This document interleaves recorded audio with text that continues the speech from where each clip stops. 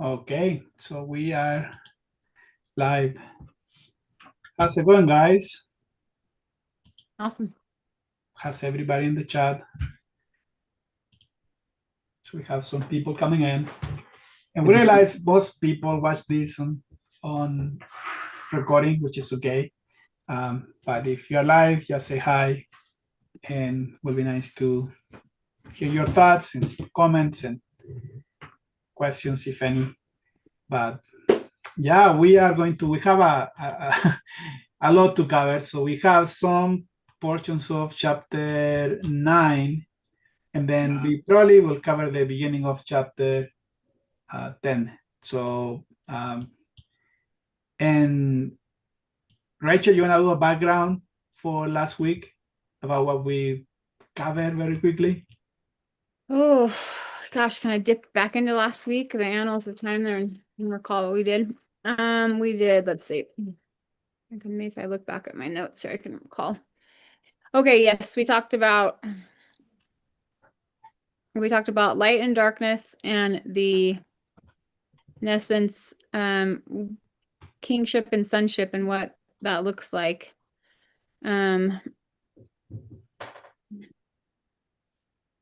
More specifically, the child or son that was born and given, and that the government would be upon his shoulders.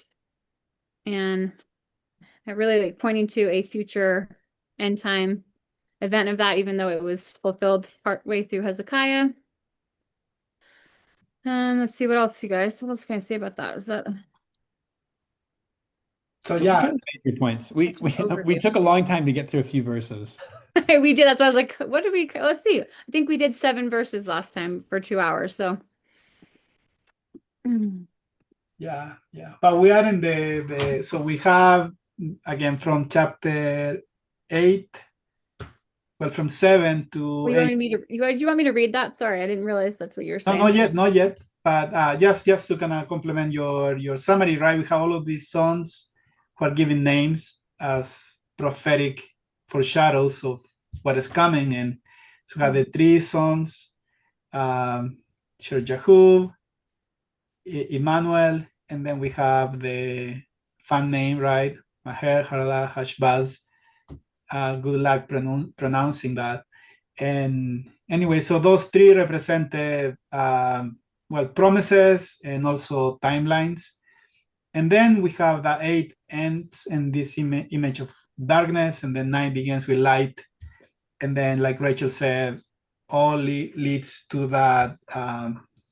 Then we have the figure in verse 6, which is the son who is going to be the child that unto us is born. And then all of these also are technically his names, right? His name, he shall be called. We talk about, and you can watch the recording of potential symbolism to all of these different names as types of the work of the Lord. Anyway, but then from after chapter 7, verse 7, of chapter 9, then we go back to the motif of judgment. So light comes, there is deliverance because of the son that's given, who represent an heir to the throne of David. And now we're gonna go back to this idea of judgment. And judgment is gonna be twofold in this context. It's going to be upon first the northern kingdom and their combination that they did with Damascus or Aram or Syria. It's been used interchangeable through Kings and through Isaiah. And they're going to make this, they made this alliance, and now the Assyrians are coming. So it's going to destroy them. But Isaiah prophesies that when they are destroyed, that's where the Lord Isaiah wants to haste the plunder, and that means the Assyrians going to come and destroy the northern kingdom first. Those are the oracles against them. But then after that, he's going to march to Jerusalem, and we're going to see now he is going to try to go. He destroys back then historically the northern kingdom, and then he tries to destroy the southern kingdom. So the 2 halves or division of the chapter is one hand of deliverance that we see in the first half, and then the destruction. So any opening remarks, Cameron? Yeah, I'll throw something in. A lot of the times we think about judgment and justice as being a purely negative thing. We talk about, I guess, particularly judgment. When we think of Judgment Day, it's like, all right, like it's, time is up and you're about to get judged and you're gonna like find out how awful you are and everything is. And, it's like Simon Cowell sending you home on American Idol or whatever. But judgment has both a positive and a negative connotation because justice is bad for those who are wicked, but it's good for those who are righteous because, and this is a theme we see throughout Isaiah, um, as the righteous are oppressed, um, like despite the fact that they're living God's law, what justice is restitution for them. So when we talk about the restoration of all things or the restitution of all things, everything is being set in order in its proper place, which means the wicked are being excised, right? Babylon is fallen and wicked Israel is being purged out and all of that. But simultaneously, it also results in the deliverance of the righteous. Um, Righteousness and justice are put hand in hand. We'll read this when we get to Isaiah 11, is the sort of archetypal messianic servant is administering justice. This is one of the roles that he does. So it's both good and bad. He's judging the poor, right? We get that language in there, and it's like we hear that and we think, why is he like judging the poor? We assume it's inherently a negative thing. When in fact all justice is a realignment to truth, whether it's for deliverance or destruction. Yeah, wonderful. You want to read that, Cameron? Maybe the verse as Yeah. text. So 1 Nephi 14:7, the time cometh, saith the Lamb of God, that I will work a great and a marvelous work among the children of men, a work which shall be everlasting, either on the one hand or on the other, either to the convincing of them unto peace and life eternal, or unto the deliverance of them to the hardness of their hearts and the blindness of their minds, unto their being brought down into captivity, and also into destruction, both temporally and spiritually, according to the captivity of the devil of which I have spoken. Right. So like we talked about last week how those who are walking in darkness, that was symbolism of spiritual blindness, and then how those are going to see a great light. So there is a group of people who are going to embrace this awakening. Now we're gonna see what happened to the other ones, and there is a couple of motifs of blindness in some of the verses we're gonna read in a second. You wanna read this, Rachel? Sure. A word Lord sent in Jacob. I can't remember what is the other. There's another. I'm just trying to think what other translation that is. That's a little okay. Or it's like the Lord has sent a message against Jacob is one of the other translations. Okay, and it fell in Israel, and they will know the people, all of it, Ephraim and the inhabitant of Samaria, in pride and in greatness of heart, saying, bricks have fallen, but hewn stone we will build. Sycamores have been cut down, but cedars we will replace. And Yahweh will raise up the adversaries of Rezin against him, and his enemies will stir up. Aram from the east and Philistines from behind. And they devoured Israel with all mouth, and all this his anger is not turned back, and still his hand is stretched out. Before going to the slides, any thoughts on those verses out of your head? Yeah. What do you got for us, Rodolfo? Well, I have a lot. Well, one is that the Jacob Israel here. Those are in the context that the Northern Kingdom. So you have the word Israel, or they kept the name after the division of kingdoms. So the Northern Kingdom was called Israel, or Ephraim, or Samaria, or Jacob. They kept those names, while the Southern Kingdom were Judah, Jerusalem usually is associated with them. But also it can be a type here, and Jacob is again is a lower, it's lower than Israel in some sense, but because Jacob becomes Israel, so it's maybe the unredeemed version of Israel, with the potential to become Israel, and so forth. But here the message reaches the whole area, the whole spectrum of between Jacob, Israel. And that's why verse 9, all people will know that that this is going to happen. And now this phrase, the bricks have fallen, it's very symbolic. We're gonna talk about it. I think there is a very fun thing that happened in 9/11, right? And this was on the day after 9/11. This is in the Senate. And how you pronounce his name, Rachel? Oh, Tom Daschle, yeah. Tom Daschle. So he said this on the Senate floor. Nothing can replace the losses of those. Can you hear that, by the way? Mm-hmm. Yep. That have suffered. I know that there is only the smallest measure of inspiration that can be taken from this devastation. But there is a passage in the Bible from Isaiah that I think speaks to all of us at times like this. The bricks have fallen down, but we will rebuild with dressed stone. The fig trees have been felled, but we will replace them with cedars. That is what we will do. We will rebuild and we will recover.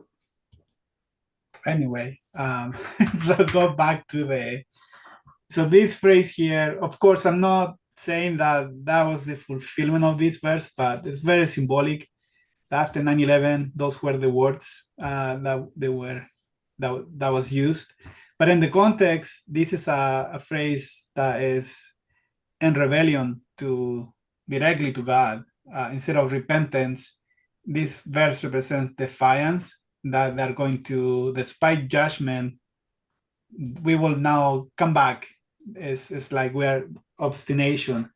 We will try to rebuild things stronger. And there is some symbolism here between all these elements. But so in their pride and in their grayness of their heart, they will say the bricks have fallen and so forth. I thought it was hilarious that was used in that Yeah, that was a good, 9/11 context. good one.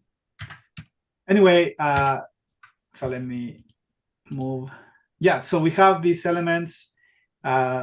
The whole idea is the verse represents defiance to the Lord.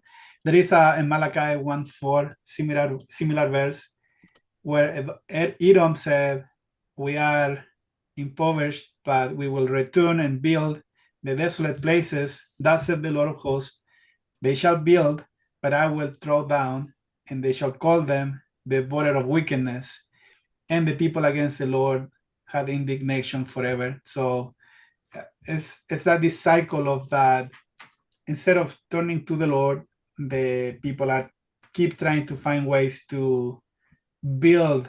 It's like keep building the Tower of Babel, because that's the only thing they know. They don't know that they can return to the Lord. And so it's a symbol of idolatry, defiance, rebellion, and so forth.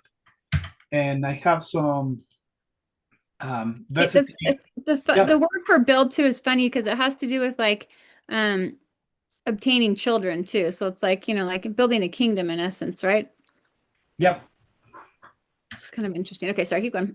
No. That this is so you look at bricks and Houston's, that very fascinating ideas. And you, Rachel, point out Daniel chapter 2. I'll be there in a second, but yeah, bricks were the element that they built the Tower of Babel with. And so you have bricks as in culture, they knew exactly what they were talking about when Isaiah mentioned the bricks have fallen. And if you look at Isaiah chapter 13, we have the whole idea of Babylon falling down. That the whole system, if the Tower of Babel represented back then the counterfeit system, in Isaiah that's thrown down in Isaiah chapter 13, or now when you're seeing these judgment prophecies against the northern kingdom and Judah as God's people too. But then when you look at Houston's, that's also another fascinating one because they are associated with with worship places. For example, in Exodus, the Lord forbade the Israelites to build altars with hewn stone. Needed to be with pure stones that were not cut by men. And then also, and there was a symbolism for the temple of Solomon that what I said. So they were not allowed to build that temple with hammer, axe, or any tool. Now, of course, they cut the stones, but they needed to bring them in without nothing needed to be done close to the area of the temple. You could not work there because the symbolism was that it was not made with any type of human intervention or human hand. So they prepared that usually far away from the temple. And then you have that symbolism in Daniel, right? That there is this stone that is cut without hands. And anyway, so I don't know. I think there is a symbolism between they have these bricks representing maybe the current system. The Lord is throwing down that, if that represents a Babylon current system. But then there is this perhaps desire to now mingle that with religion, something more worship based. And again, that you see that in Isaiah 47, again, the virgin daughter of Babylon. So you have two Babylons, Isaiah chapter 13 and 47. And 13 represents the elites, more like the tyrants, maybe the system, the political system. But then 47 is more spiritual in nature. It's more about deception. It's more about that she is actually portrayed as this righteous woman who is like Zion, and maybe that was part of the defiance that somehow this desire of Satan leveraged this desire of rebuilding from the political to ecclesiastical and so forth. So I don't know, it makes sense, but that was some type of ideas. Any thoughts on that? I can't help but think of like the huge stone megaliths and pyramids. If you guys, I mean, this is just a little off the Like the pyramids? but like, yeah, like vibrational cutting or, some kind of higher technology or something that you use to cut a stone without hands, like I think Graham Hancock's talked about that in a few, maybe Joe Rogan episode or something. Just, I don't know, just one of those interesting aspects versus masons who we know are, stone cutters, right? I don't know, just funny thing there. That's very interesting. And Yeah. And that there is this idea of building, because with sometimes we associate maybe progress with how much we build in society, and my kids play this game. Sometimes we kind of control how much they use these devices, but they play Age of Empires, and have you played that game, by the way, Cameron? I don't know if I've ever played it, but I remember growing know up that one. seeing my dad playing it. I play when I was little, so that's where I got it from them. So anyway, but the idea you make progress is to the next, I don't know, civilization ages by how much building you have, and it's all about build.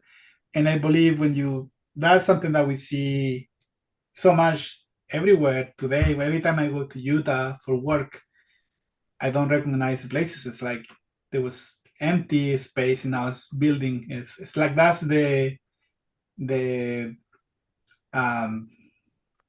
way to represent, I don't know, progress in the current system.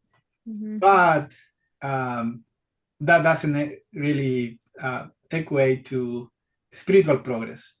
And I would say even the same with worship places, right? Churches and temples and so forth. We can say, oh, that represents God's word expanding, but maybe that is the same idea. I think you mentioned this, Rachel, that we're trying to build up this Tower of Babel in this way, like horizontally across buildings in different places, but to really go up to heaven as a spiritual endeavor rather than, yeah, something that we do with human hands.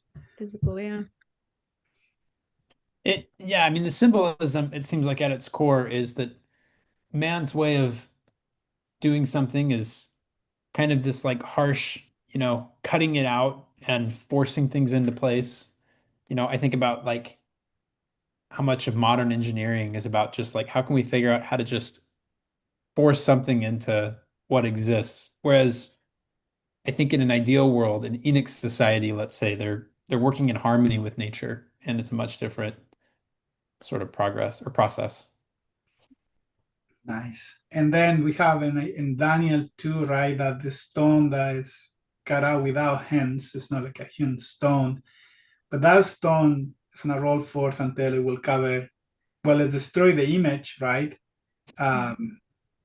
The image of iron and clay, and you have a similar symbolism to maybe some of the bricks, clay, so forth. But then it's going to become a great mountain and fill the whole earth. I know the interpretation for this, we usually say, oh, that is the restoration of the gospel.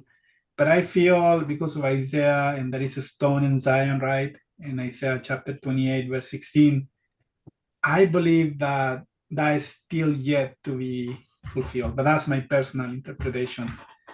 Do you have any thoughts on that? Or maybe it was the foundation already laid out by Joseph, but eventually what we're seeing today as far as progress is not the progress that this stone is going to actually do, as in Isaiah again 28, is when people become this, and this happened also in Isaiah 37, that those who survive this remnant, the remnant theology is this small group, that's going to be that little stone, or among them, that's going to roll forth and then fill the whole earth. So Yeah, it's the only way that I can make sense of this is fractally, because there's a sense in which DNC 65 talks about how the stone is rolling forth, right? And it's like, well, it is, but also in a weird way, it like there's a fuller fulfillment to this that is kind of yet to be. And I think we actually see that.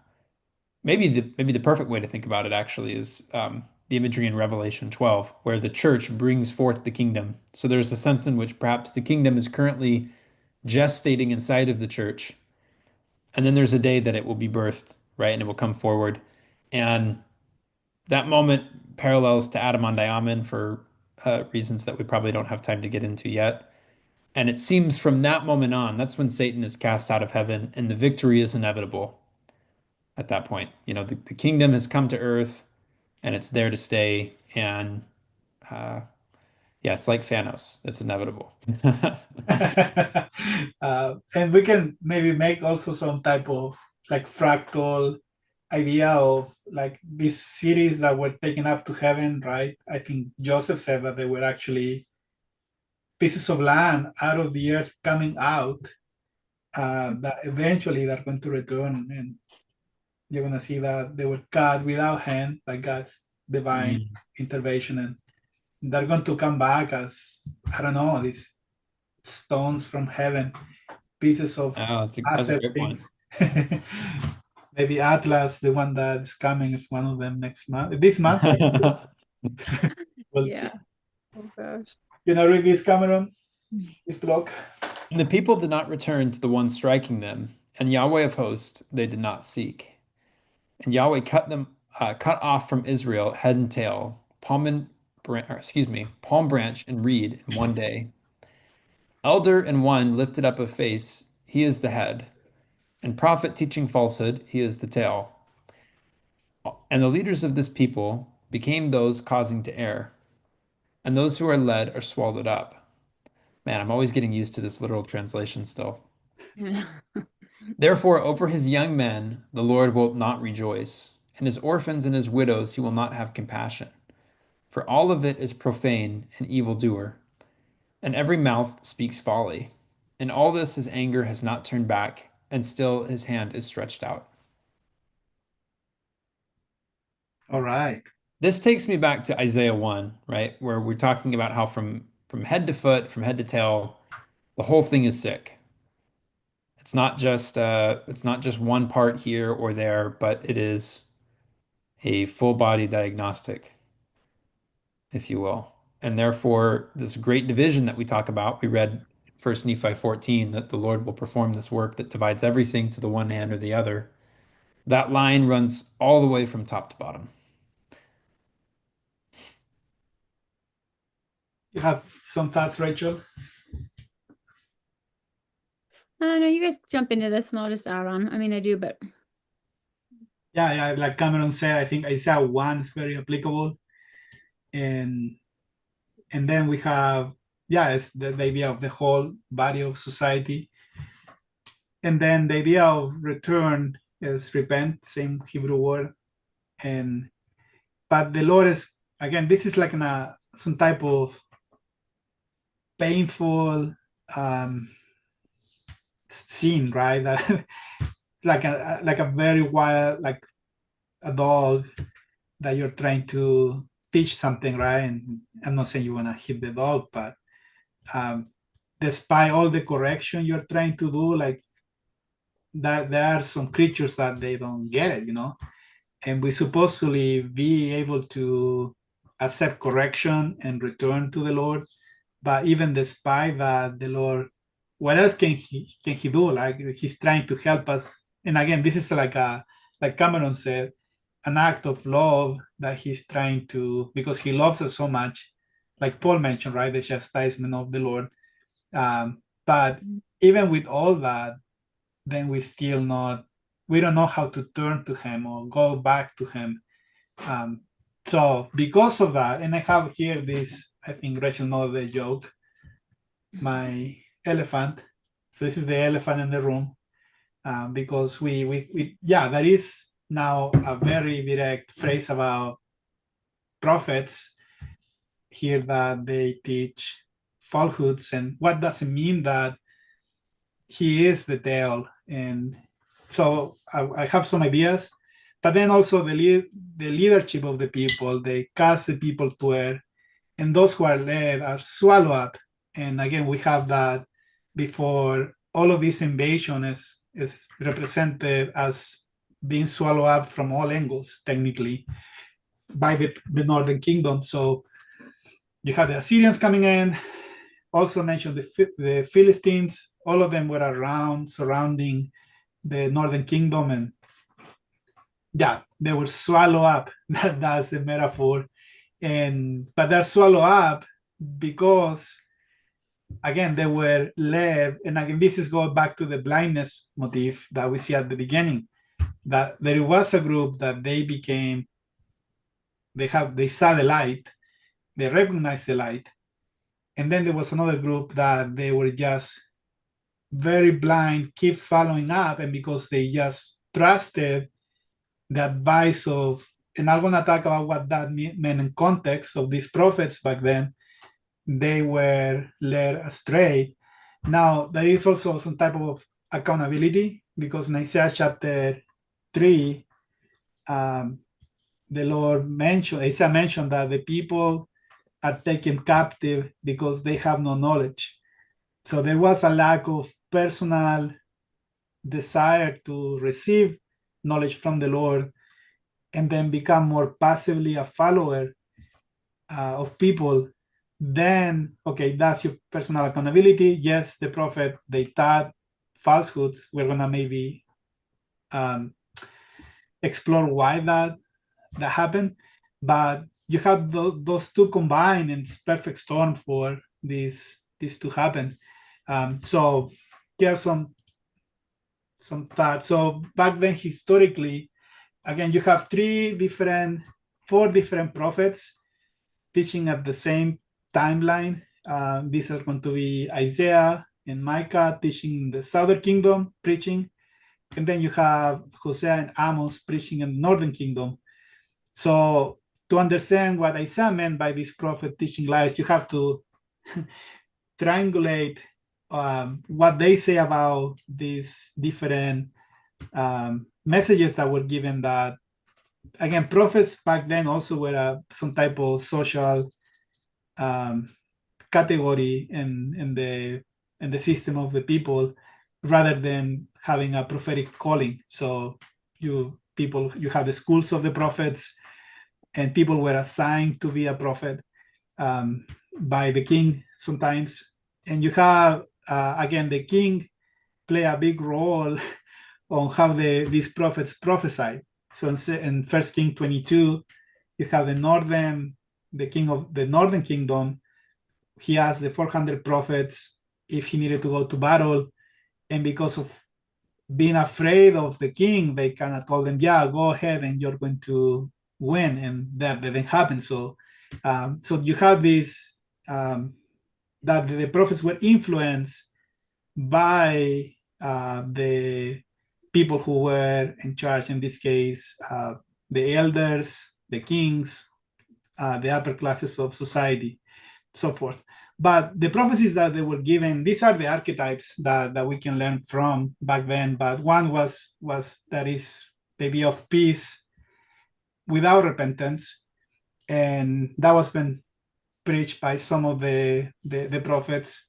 You have prosperity as like a divine providence. So all of the multiplication of things is because we're doing the God's work. So he's blessing us. And in Isaiah chapter 2, and also Micah chapter 2 and Hosea chapter 9, that is not the case, right? Wealth becomes idolatry, and it's not necessarily from the Lord, but from human alliances. The Lord will protect us. That's also in Micah mentioned that. The justification for idolatry. I think another big one is in Amos, that our fathers, they have done this for a long time, means because of tradition needs to be truth. That's not the case. How many things we inherit that we assume are truth because we have repeated it over decades, but what is the source of that? But then we have that, is because everybody else thought about it, is keep doing it, then has to be truth. The people were actually upset at Amos for saying that's not from the Lord. We have that the people who spoke repentance, again, they were the ones who were crazy and they were demonized. And you have that in those two references. And the last one is that the day of the Lord is a good thing. So we want to hasten the work. And that's in Amos, actually. The Lord said, don't call upon the name of the Lord. And maybe in Isaiah chapter 5, you have a similar idea. The woe to those who are saying, who want hasten the work so we might see it. So anyway, so those are kind of just took from the verses what the lies were back then, and then how that can be we can interpret that for our own day. But any thoughts on that? Some of these points kind of connect back to warnings we get in the Book of Mormon, right? So 2 Nephi 28 parallels to Isaiah 28 in some interesting ways. So the whole kind of principal point of Isaiah 28 is that the Lord's people are rebuked for putting their trust in the arm of flesh. It says they make a covenant with death, right? And you can think about this because death is anything that's not rooted back in God. If it's cut off from the source of life, then it's dead. And so whether it's man, whether it's false gods, it's all idolatry.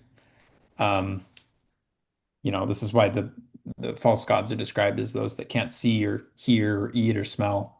They're not living, they're dead, is the idea. And so this is a big problem for the Latter-day Gentiles as it's described. this attitude of all is well in Zion, Zion prospereth, all is well. And then it ends with of course Nephi talking about cursed is he that putteth his trust in the arm of flesh. A way of saying, right, like we're prospered and all is well, we know because of our material prosperity. We're lulled into the sense of carnal security.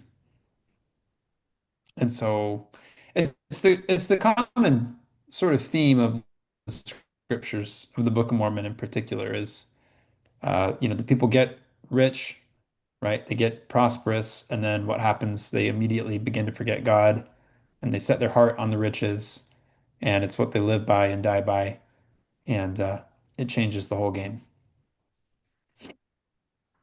I think I said, yeah, Second Nephi 26, 28, Mormon 8. Those are direct warnings to us. But I will definitely look at this from, well, let's go over this so very quickly.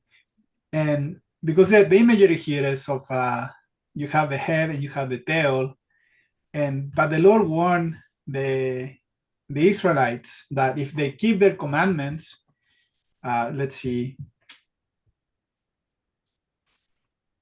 and the Lord shall make thee the head and not the tail, and thou shalt be above only, and thou shalt not be beneath. So the tail represents here as a curse. So if we keep the commandments, the Lord will always put his people in a position of being the head. But then at the end of chapter 28, if people don't break the covenant and they don't keep the commandments, then he will send other nations, but then he shall lend to thee other nations, and thou shalt not lend to him. He shall be the head, and thou shalt be the tail. And here we see that there is this, the Lord wants to have a holy nation, a people that he can sanctify, and he wants that to be the center place. But then if people are not keeping the commandments, then we're going to see a mingling with the world, where then his religious people are not going to be at the head anymore, but they're going to be as a curse in the tail. And I have this wonderful image, but it represents like again, those who are the head is what rules, is what you see. So you have the vision is on the head, and again, if in a Babylon system, that becomes the elite, those who are controlling the economy, the governments, and that are probably people who are behind doors actually, who have over the head. And then the tail is now in the back. And so what happens is, the imagery here is that the head should symbolize direction, and the tails represents more humiliation. And also, if you look at it from a pure movement standpoint, right, it's dragging people in a very erratic way. And actually, the tail is following the head.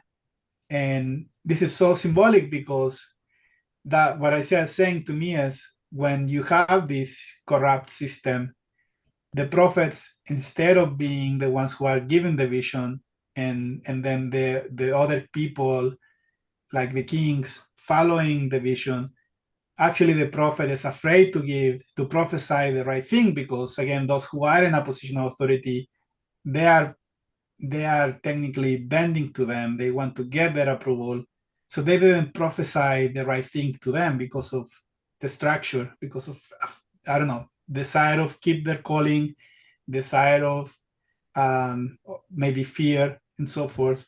So that created this whole problem, right? Because now we have that the prophets are not saying what they really want to say for fear of not offend, and because of that, they need to say flatteries. A good example is in Mosiah chapter 12, where you see the way that the priest talk about King Noah, right? He was this wonderful, righteous king, and then everything Abinadi said was this terrible abomination, and we know that has not done no evil, and I don't know what you have done to deserve this crazy men coming and speak against you and so forth. But all of that is dragging also the people who are collateral damage at the bottom to destruction. So that's what happened back then. And you have a similar imagery in Revelation 12, and the U.S. Smith translation that the dragon, which we know Satan, with his tail, he drew a third part of the stars of heaven, and they cast them down into the earth. So maybe a nice parallel there. And you have a thought, by the way, any of you? That's keep good. going, that's good. Yeah, and last one is, it's that this is the warning of Isaiah is, well, we know that when there is no vision, the people perish. So if you have, again, those who supposed to be the watchers being at the top, they are at the tail because of the system, then that we have a problem. And then that's what Isaiah is technically a seer. And he comes to, and as a seer, what he comes to say is destruction is coming. So the opposite to maybe what people were saying. But then Jesus mentioned can the blind lead the blind? Of course not. And we have also in Isaiah 29 that the Lord will put out spirit of deep sleep. He can close your eyes. So the eyes of the people, the prophets, and your rulers, the seers, have he covered.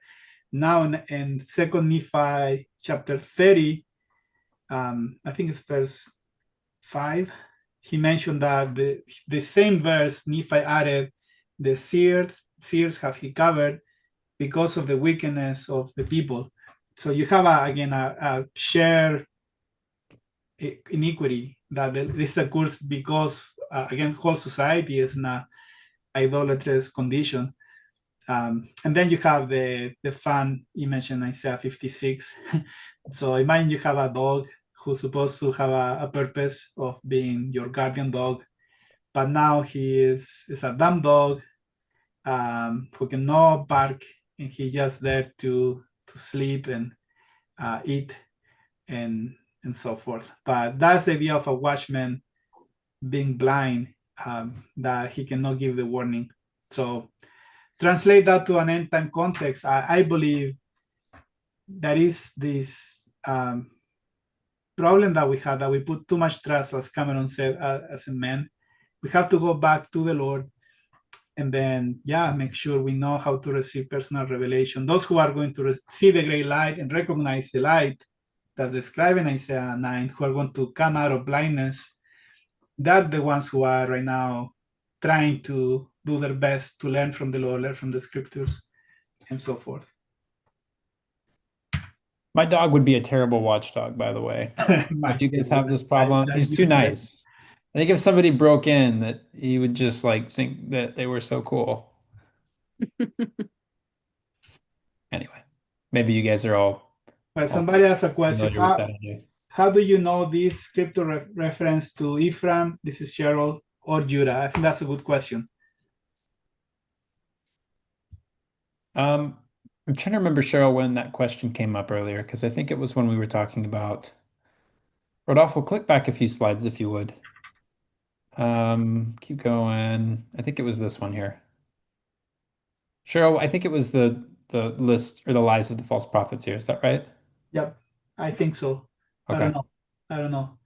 Cannot see Well, the yeah, and I would say, I mean, just a quick look at all of these,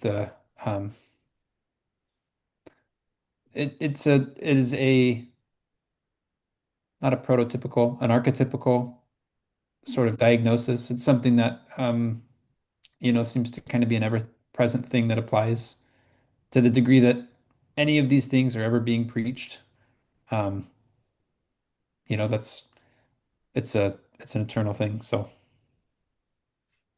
well, we know that's my poorly articulated answer. I don't know but if you we get know that. by a fact that Amos and Hosea, they were northern kingdom prophets that speaking against Ephraim, and then Micah and Isaiah were southern kingdoms. Although Isaiah, he prophesied to both, but Isaiah is kind of there. It's funny that 4 of them. I think that's a maybe good type of maybe what can happen. You see sometimes three or four coming together, like the Ammon and Alma and Aaron and I don't remember the other one. You have the four angels, and the end time you have the three Nephites and so forth, that they are going to come back, and John maybe a fourth one. But Isaiah was called among them the mouth of the Lord, so he had that maybe more prominent position among the other three prophets. And but then all of them, we know that they were again two in the northern kingdom and the other two in the southern kingdom. So you can read by the context of the prophecy when you know that they're speaking about Israel or Jacob or Ephraim, that's northern kingdom. Anything about Zion, Jerusalem, Judah, that is southern kingdom. And the end time, again, that speculation can, what can Jerusalem be? Utah? I don't know. What can Ephraim be? The collective people in America? Or Cameron, you had a good theory, right, about the church and different places too, being maybe. Yeah, well, so at Isaiah's, at this point in time, after the sort of destruction and scattering of the northern tribe, which is kind of the majority of Israel, and this is also true, when Christ comes back around, Judah and Jerusalem are still kind of locally gathered, but the rest of the house of Israel is somewhat scattered among the nations at that point. So maybe a potential parallel is, the Utah, Idaho sort of, what's the name of that mountain range? Wasatch Front, I-15 area could be like a Judah, Jerusalem, fractally to the world's, Israel, where the covenant people are in a bit more of a scattered condition. Just a thought. Awesome. And last thing, and so we move on. I think this is a very important verse. A lot of people use that to justify how they feel about the church, about the leadership. But again, I think it's important to understand there is a shared responsibility here, that as Isaiah is not let it, again, head to toes. Everything is, the whole body is the problem. And but also, if you look at what happened at the time of Jeremiah chapter 12, or Ezekiel 2, so Jeremiah is speaking to the people at Jerusalem. Ezekiel is with the exiles, but both of them are again speaking to the exiles leadership, the people at Jerusalem. And so the leadership extended necessarily the main ecclesiastical group of people, like Cameron said, not just the Utah, but everybody else who is in a position of a spiritual leader. Is a collective problem among everyone. And the idea was that they were preaching peace, like you read that in Jeremiah, that when there was no peace. And so, hey. Maybe there's also with the head and the tail, maybe there's an interesting, like, when animals give birth, head comes out first and like the bum and the tail are last, like the horse, they're folded up. And so it's like, maybe there's like last and first, first and last, like all encompassing there, all covenant people, past, present, future. You can make it apply to everybody there, maybe. So just to, so Lori mentioned, I think the NC 101, and Lori is a friend of ours. She was in a group discussion. Yeah, we met Lori. I mentioned the parable of the nobleman ties to Isaiah 56:10. I know you study that, Cameron, daily, but yeah, you're talking about the watchman who. Yeah, there's a lot of good stuff in DNC 101. And Joseph gives a sort of interpretive sermon on it in July of 1840. And I don't know if this is the best context to get into all of the details there, but I definitely think that there is a parable there, or excuse me, a parallel in that parable. which deals with, yeah, watchmen who essentially fail to watch and as a result are overrun by the enemy. Yep, yep. And okay, so I think we have a couple of more comments on. Travis mentioned our dogs are good dogs, watchdogs. If they're not like my dogs, then yeah, they're going to be great dogs. Okay, let's. Yeah, I guess I'll just say I'll encourage anyone who wants more on the parable from D&C 101 to go and find Joseph's July 1840 sermon. And if you can't find it and you need me to copy it, then post it in the Facebook group and I'll grab it for you. It's in Teachings and Sayings, the Prophet Joseph Smith.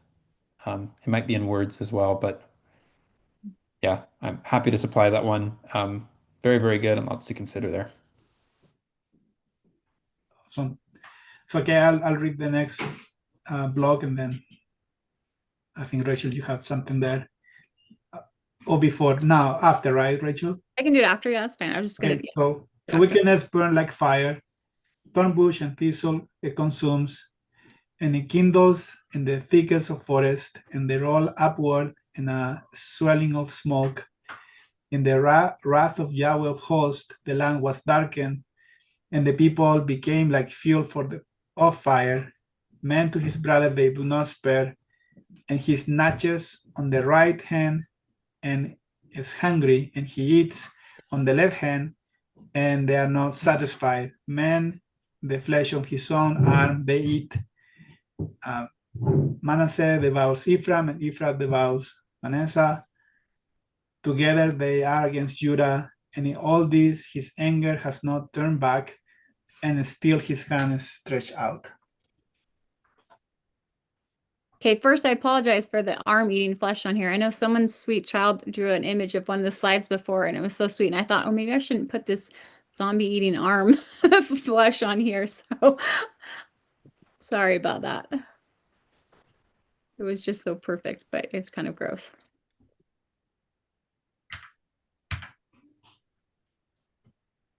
Well, yeah, I'm going to talk about zeal, but let's finish talking about that. And then the zeal kind of leads into this whole idea of being consumed with fire. Well, again, we talked about it before that thorns and thistles, those are covenant curses, right? After the garden, then the earth brought forth thorns and thistles and so forth. But those are perfect to propagate fire. So the image here is like fire is going to propagate very fast, and it's going to consume even the thickest of forest. And if you look at the fires that lately have happened, of course, this is going to be among people. This is going to be people being destroyed. But you can see how quickly fire can propagate and how hard it is to control fire. And yeah, I don't know if there are more fires than before lately, but there were definitely weird things happening. What happened in, what island was the fire, Rachel?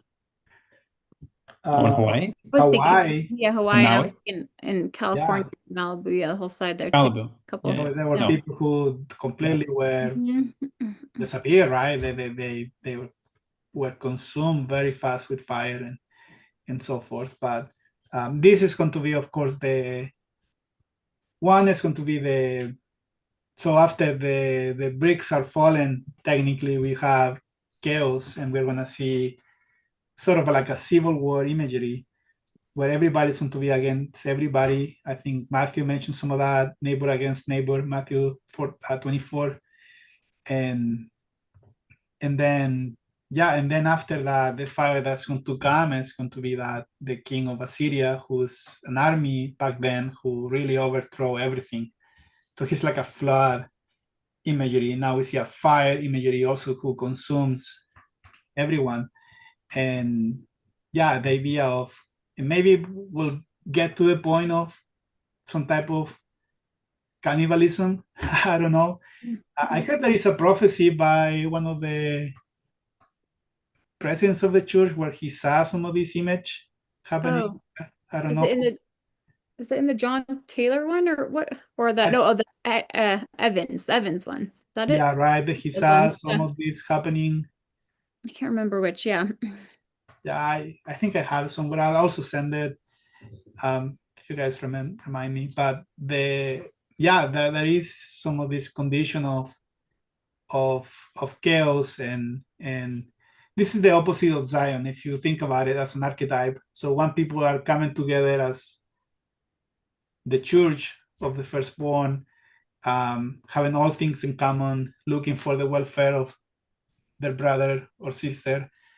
And then in the other hand, it's going to be this absolute chaos and darkness, and the opposite, which is going to be enmity to the point of, right, eating your own flesh. And I don't know, that's a hyperbole by Isaiah, or that's going to be actually some type of literal fulfillment. So It's in Jeremiah 19:9 too. I will cause them to eat the flesh of their sons and their daughters, flesh of their friends in the siege.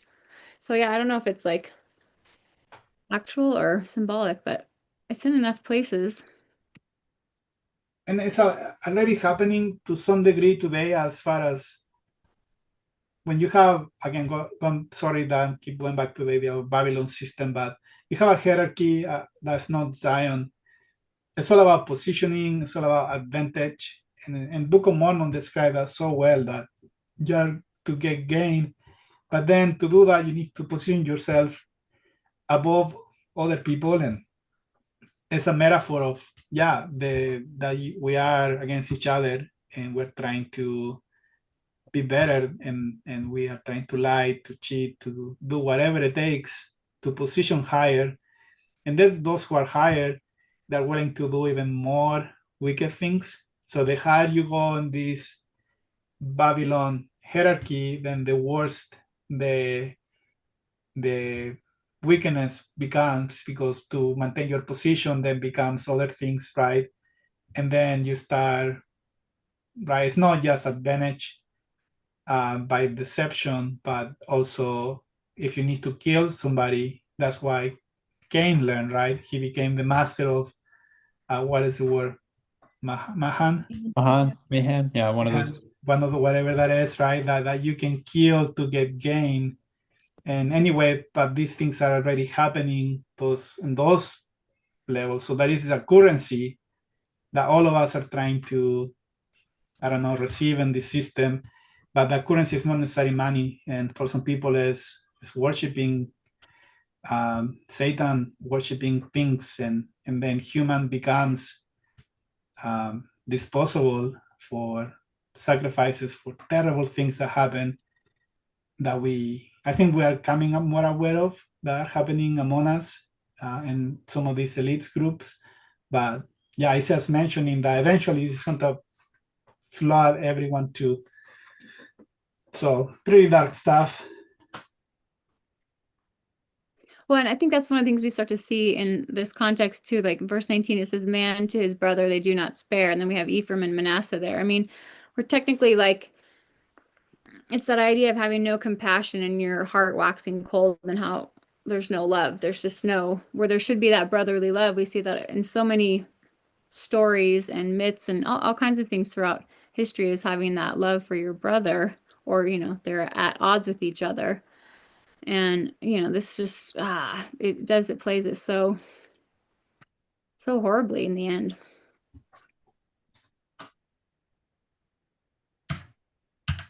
Okay, I'm going to go over zeal really quick, because it kind of leads to this whole idea of being consumed by fire, for good or for bad. And I think I have 6 slides, so I'll try and jam here, you guys. But this was just such a fun one. I told someone last week that I was going to cover this zeal, and this is going to be part 1. I have a part 2 that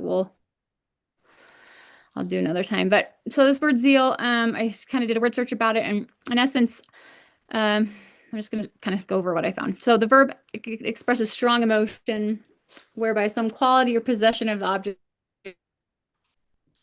is desired by the subject. So this idea of desire is a part of it. In like the negative sense, it represents hostile and disruptive passions, but then a favorable or good one, that's like this consuming zeal that's focused on one that is loved. Okay, so if you have zeal for another person's property, it's kind of described as envy in the scriptures here. And if you have zeal for your own property, then there's this jealousy aspect. And here is envy is Rachel having envy for her sister Leah, who was able to bear children, and she wasn't. And then the same vein here is Joseph's brothers having envy for him when they find out, when it's mentioned that his father, loved him more, and then he had these dreams, and they just increasingly envy him. Okay, go to the next one here. Click on it. You go. Unless you want to say something. No, that's good. You can say something anytime you guys, just interrupt me. Okay, so zeal in relation to envy, anger, and hatred and love. So in Ezekiel 35, it talks about Edom's envy of Israel's favor before God, and that envy is also accompanied by anger and hatred. So you kind of see it in combination. So in that same aspect in Genesis about Joseph, it says that Israel, you'll see here, you see love, hate, and envy all together. Israel loved Joseph more because he was the son of his old age, and he made him a coat of many colors. When his brethren saw that their father loved him more than all his brethren, they hated him, and they could not speak peaceably unto him. So then Joseph dreams a dream. He tells it to his brothers, and they hate him even more. And it's funny, like this whole chapter is interesting because it's talking about Joseph, and it just has the word more there. And Rodolfo, you mentioned how Joseph means increase or add upon or more. And I found this word throughout this chapter and was kind of laughing about that. So they hate him even more for his dreams. He dreams another dream. He tells them, and they envy him. The one thing I noticed here in the last verse there, it says his brothers envied him, but his father observed the same. And I thought maybe this is actually a good example for us. I mean, in some ways, I feel like his brothers have a right to envy him, but it's interesting that the father observes the same, and that kind of means like that he took note of it and he watched instead of having envy himself. It's like he removed himself and decided to watch and take note of that. And I think maybe that's something we can do a lot of times when we start to feel envy or this negative aspect that comes, and it seems to be provoked with a little bit of anger and hatred, that instead you can decide to be like Abraham and just observe it instead of letting it consume you. Okay, keep going. Well, and Yeah, so whereas in Second Nephi 28, that it mentioned, I think the word envy there, that they will envy one another, like the teachers. So because of the desire of get gain in the churches, right? So you have an end time condition where this goes like everywhere, right? That there is this pride and envy among people who are trying to bring forth Zion, which is crazy, right?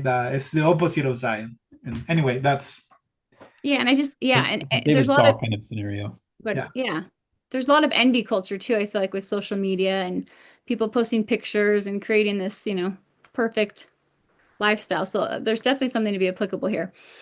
Okay, so zeal also means, it's also translated as jealousy, but specifically that has to do with the context of positive. a marriage relationship. And we know that Jesus or Jehovah is depicted as a husband to Israel and a husband to Christians in general, right? And one of the things I'm going to just talk here is it's interesting that he actually wants us to become his, and in relation to jealousy and being a husband, there is this ownership. We've talked about that a little bit in an ancient context. So anyways, okay, so in Exodus 34, it says, thou shalt not worship any other God, for the Lord whose name is jealous is a jealous God. So when we talk about him in relation to this covenant aspect, he is a jealous God, and he expects certain things within this covenant. And part of that is to not worship any other God, right? And so I didn't even realize this. For some reason, I didn't even realize it says that his name is jealous. I thought that was super interesting.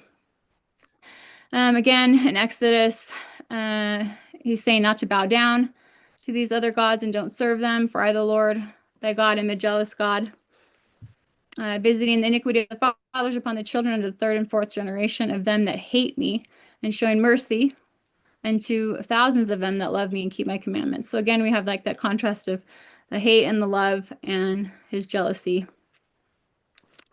So one more in Ezekiel, it talks about the time of love, where he spreads his skirt over thee and covers the nakedness. I swear unto thee and entered into a covenant with thee, and thou becamest mine. So there, like, to actually see him in the scriptures, to claim you as his and to call you mine, is actually a very symbolic and meaningful phrase. Again, in Isaiah, we have it where he creates Jacob and he forms Israel, and he tells them not to fear because I have redeemed you. I have called you by your name, you are mine. And then one more in D&C 63. Let the church repent of their sins, and I, the Lord, will own them. Otherwise, they shall be cut off. And so I thought this was interesting. I know, Rodolfo, we've talked about this cutoff aspect before, that owning seems to be the opposite of being cut off. Do you want to be owned by the Lord, or do you want to be cut off by him? Because he offers both of those aspects through this idea of zeal. Yeah, it's all in the covenant, right? The covenant becomes you are gathered in. In Hebrew, that's the opposite, right? It's being gathered in is one, or cut off is the other one. And covenant means like coming to a covenant with the Lord. And in marriage imagery is that represents, right? That's the most archetypical expression of a relationship with him. And there is the idea of him paying the price for our redemption so that he does own us in a way makes sense to me too. I feel like that's in a couple scriptures somewhere, but I can't think of what the word is that's in relation to paying the price. It'll come to me. Okay. So just to come back to the idea of seeing the aspects of love in pink and the aspects of the hate or the anger of the Lord in red, and the orange just represents where Israel hasn't kept covenant with God. So basically they enter into a covenant with the Lord, and he wants to establish them as a people and as his people, and he wants to be their God, right? But here we have, if they turn away and they go to serve these other gods of the other nations, then he says he won't spare them. And we see the anger of the Lord and his jealousy. There's that word again, zeal, right? And his jealousy is what produces the smoke, the curses. You have your name blotted out. He will separate you.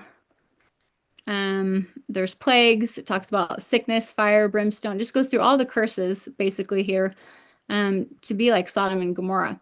And that represents all the things that are his anger and his wrath that come as a covenant curse to break in this covenant. And so, again, it's just because they've forsaken the Lord and his covenant with him. So basically, one aspect of this word of God's zeal and jealousy is that he has it and loves you and wants to bring you into a covenant with him to be his. But if you break this covenant, then this jealousy, it provokes him to have to follow his law and his the laws of the covenant. And if you break that, so there's one aspect of it. You guys want to add anything to that? Oh, that's great. And I was thinking that you're right, that the pillars of smoke can be like a blessing with his presence, right? Yes. The checking out, that's a pillar of smoke. Or it can be, right, the burning of wickedness, which then is destruction among his people. So yeah, Oh, go ahead, Rachel. There you go. I was going to say, it always takes me back to when Christ drives out the money changers in the temple. Yeah. Right. Sort of this purifying, this cleansing, this like you've got to keep it pure for the purpose it was intended, not to mingle it or mix it with other things. It's the jealousy and the anger of the Lord. And at the end of the episode, it ties it back to a prophecy that says, "The zeal of thine house hath eaten me up." Like he's just consumed with zeal for the Lord's sake. And that's like an archetypal sort of instance of that. Yeah, it is. I think it's a type for sure. It's like, I think it will repeat again. Okay, so in essence, this covenant breaking brings his jealousy, divine wrath, and retribution, and or it can bring about that because of those consequences, right? That also can move people then to return to God and restore that idea and of a perfect relationship with Him. So, in his zealousy or his jealousy, it either consumes you to destruction, or it can, like Rodolfo mentioned, there's like the flip side of it, which his light and fire can be this his glory, right? And it will consume you to this overpowering love. In Alma 5, I'll mention a couple things here. There's a few scriptures where it just talks about the two opposites, and these are kind of, symbolic of where you can end up. Let's see here. He's changed their hearts, and he awakened them out of a deep sleep, and they awoke unto God. Behold, they were in the midst of darkness. Nevertheless, their souls were illuminated by the light of the everlasting word, and they were encircled about by the bands of death. And chains of hell and everlasting destruction did await them. And again, I ask, were the bands of death broken, and the chains of hell, which encircled them about, were they loosed? I say unto you, yea. They were loosed, and their souls did expand, and they did sing redeeming love. And I say unto you that they are saved. And so again, the pink represents God's aspects of love, and then the red represents either a place of death or a place you will stay or return to. Again, in Alma 26, they were encircled about with everlasting darkness and destruction, but they were brought into the everlasting light and everlasting salvation, and they are encircled about with the matchless bounty of his love. And then again, 2 Nephi 1:15, the Lord hath redeemed my soul from hell. I have beheld his glory and am encircled about eternally in the arms of his love. So this consuming fire, which just seems to be, for good or for bad, it just depends on where you're at with the Lord. But what I realize is that he expects us to return that love to him, and he wants us to love him as he loves us. And maybe having to do with, the idea that he loved us first is so that we could then mirror that love back to him. So we would know what that love would feel like and could have that for him. An idea of that love not just being an emotion, but actually a structured relationship or a structured covenant relationship, that it has these rules and bounds and things that have to be followed. So the word for zeal, cannot, it's used to denote a passionate, consuming zeal focused on God that results in the doing of his will and the maintaining of his honor and our loyalty in the face of ungodly acts of men and nations. So in essence, when I know we've back to Isaiah 9:7, when it says that the zeal of the Lord of hosts will accomplish this. I know sometimes we've talked about zeal representing a man or a servant of Christ, or maybe anyone who's risen to that stature. I feel like it definitely could be described as a person because of what it stands for God, for what it is and what he represents in that. And it's kind of a big idea with so many moving pieces, but that's the gist of it. I think I have one more slide. You guys want to add to that as an example of someone who had zeal for the Lord? Oh, I think Cameron mentioned the Lord, right? And then probably somebody will be, so in Malachi, you have the same imagery, right? The day comes as he does in heaven, right? But then you have in chapter 3, right, that the Lord will send the messenger of the covenant. And so somebody comes to remind the messenger, the covenant. I think he's gonna come with representing this love the Lord has for the people, and he's gonna, instead of try to be satisfy the world opinion, he's gonna just 100% be in the Lord's side, and then the zeal of the Lord will consume him to accomplish that, remind people of his covenant with them. So I like as well. So in verse 7, where it mentions this, the zeal of the Lord of hosts will perform this. It's in context of course, this figure we're talking about, this child that's born, the son that's given, the government will be upon his shoulder. Of the increase of his government and peace, there will be no end upon the throne of David, upon his kingdom. And it says to establish it with judgment and with justice from henceforth and forever.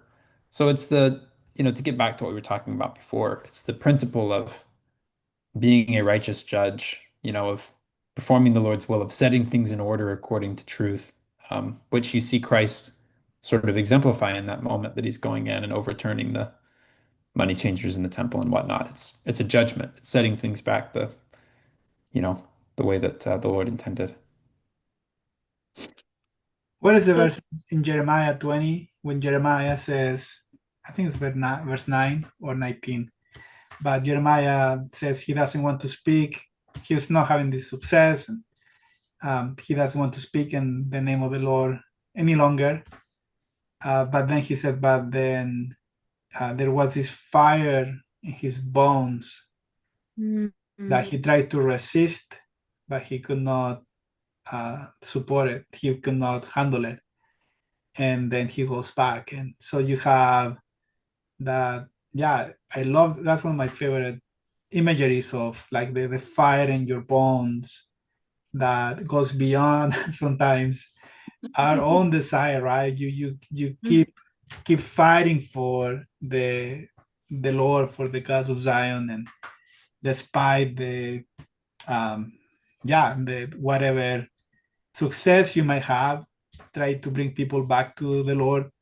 And some of us, like, right, experience some of that with our families, or you serve a mission, or you have a calling. Sometimes there is something greater that you're trying to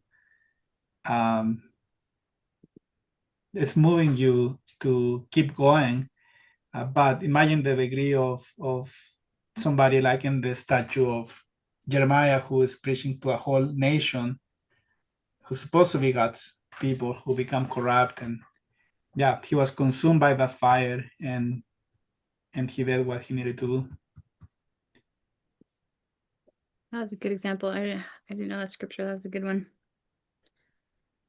Well, okay, here's one more example of Phineas who acts in the zealousness for his Lord. But just to set this up, this is when the Israelites were joining themselves to Baal Peor, and that was like, one of the Canaanite gods.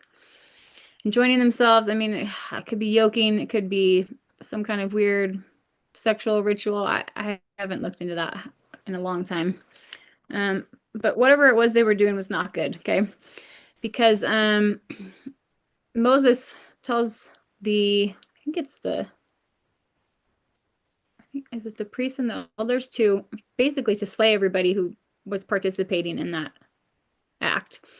And so Phineas, let's see, he's the son of Eleazar, the son of Aaron, the priest, hath turned my wrath away from the children of Israel, while he was zealous for my sake among them, that I consumed not the children of Israel in my jealousy. Wherefore, say, behold, I give unto him a covenant of peace. And we kind of talked about this in relation to Isaiah 7:9, where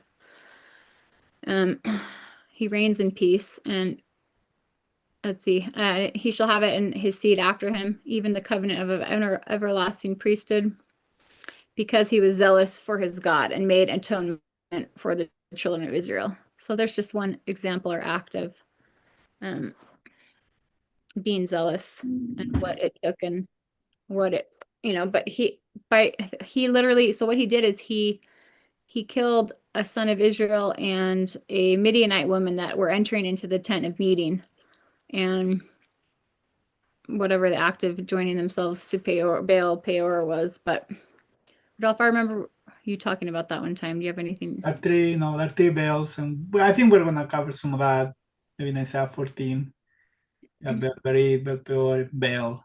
So all of them have a different aspect of idolatry, but I think it's great. Everything you. Well, that's it. Cameron, anything else you want to? No, this is good. I hope that you guys go in and really dig into Rachel's slides after. As a matter of fact, somebody had a question in the chat about how they can get the slides for chapters 6 through 10. Yes, I saw that question. We will fire the guy who's answering emails. Get somebody else who We can ask Ray to help us put some emails together. But yeah, no, it's on our to-do list. So this weekend we will just catch up with all the slides so that they will be available. And then somebody mentioned, I think was Cheryl, about the idea of consumption. And because I think this ties to right being consumed. And then Isaiah 14 and 2 Nephi 24, and then in section 87, you have this phrase, it's called the decree of consumption. And when we get to 14, I'll remember and we will talk about it. But yeah, that is, I think this ties perfectly to, yeah, that the idea of the Lord, the consumption eventually will turn into something positive. So that ends 9, and we do have some, we're gonna cover some of the beginning of chapter 10, and not much, so then we can have maybe 2 weeks to cover 10, and then we're still getting a handle, but I think we can definitely after that do like a chapter a week, hopefully. So we have the destruction of now the northern kingdom, which happened, and then around 720, 722. But then we see that it's not take around 15 years for we have that Ahaz make a covenant with the king of Assyria, and then Hezekiah, his son, which is a type of this, unto us a son is born and a son is given. That's King Hezekiah in the Isaiah's context. He's the son of King Ahaz. He's a direct heir to the throne of David, and he is going to come out of the covenant of Assyria. If you read 2 Kings chapter 18 and 19, and because of that, Ahaz put Isaiah as a vassal of Assyria, but then the Assyrian king back then, Sennacherib, he's gonna march to Jerusalem because Ahaz stopped paying tribute to him, and he's gonna try to, he destroyed most of Judah, but then the capital is last standing. But now you're gonna see Isaiah goes from the destruction of the northern kingdom to the destruction of the southern kingdom, which is right now what we're gonna read in these verses. But for Isaiah, this is synchronized.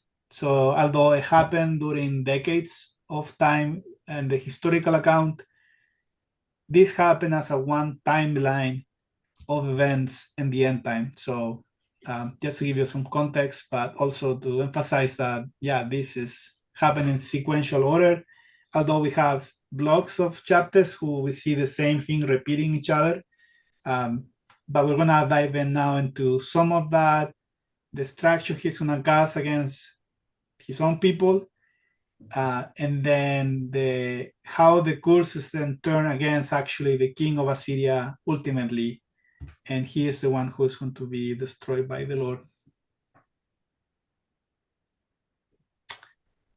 Cameron, you wanna read this block? Yeah. Woe to those decreeing decrees of iniquity and writers of oppression, to turn aside the poor from justice, and to rob the justice of the afflicted of my people, that widows may be their spoil, and fatherless they plunder. And what will you do in the day of visitation, and in the desolation that comes from afar? To whom will you flee for help, and where will you leave your glory? Against a profane nation I will send him, and against the people of my wrath I will command him, to take spoil and to seize plunder, and to make them a trampling like the mire of the streets.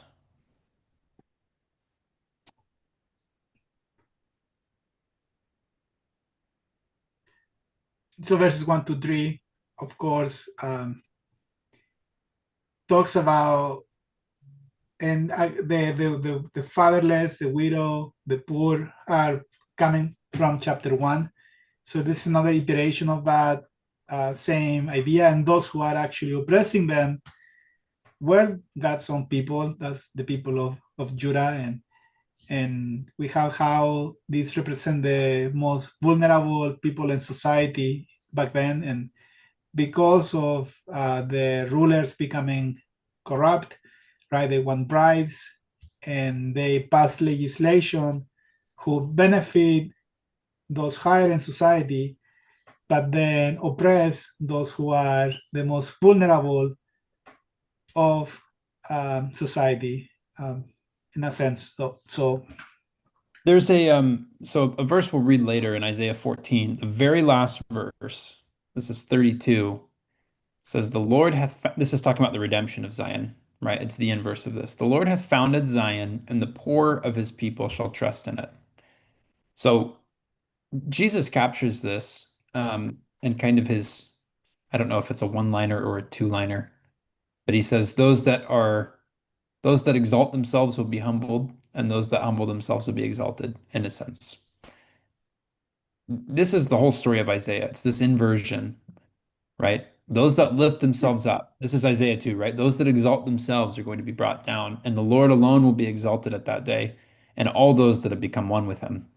Um, this is the poor of his people. This is the meek who inherit the earth. This is those who are afflicted by what's happening and offer up everything they're going through as a free will offering to the Lord, so that in the day of justice, restitution is made to them. So that's the inversion. There's this interesting parallel. It's his people, the poor, right? They're the downcast of society, the outcasts of the world. yeah, I think that's kind of the key word here is my people, right? Because he's separating himself from actually the system, like even the whole worship system. And Isaiah chapter 1, right? He doesn't call my sacrifices anymore, like your hands are polluted, your sacrifices, your blood moons, your solemn assemblies. So he is separating himself from the corruption, the corrupt system. It's not his anymore. But then he is still realizing that corrupt system is suppressing those who are trying and striving to the poor of his people.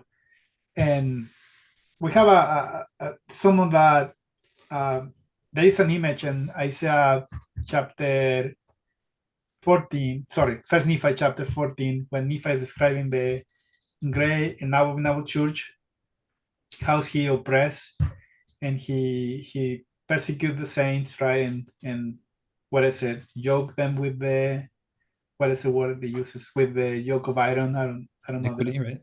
Yeah. Byron. Bind them, yeah. Yep. And then there is this idea of this pit that it has built, which is some sort of like you cannot really ascend. So there is, in a sense, the image of like a mount. At least there is some type of like a slope you can go up and climb and go higher, and that's what Zion is. But this other church created a system that it puts the saints, those who want more, in a pit, technically, where you cannot go out technically climbing it. And that's a way of spiritual bondage that has been created because of those who pass decrees, those who write law, those who pass, I don't know, any type of how do you say, any type of written manual or things like that, in some senses to benefit a group of society, but not actually those who are spiritually, they have hunger, they have thirst for more. And they have, in some sense, take over. It's like a counterfeit. They have take over the whole system. And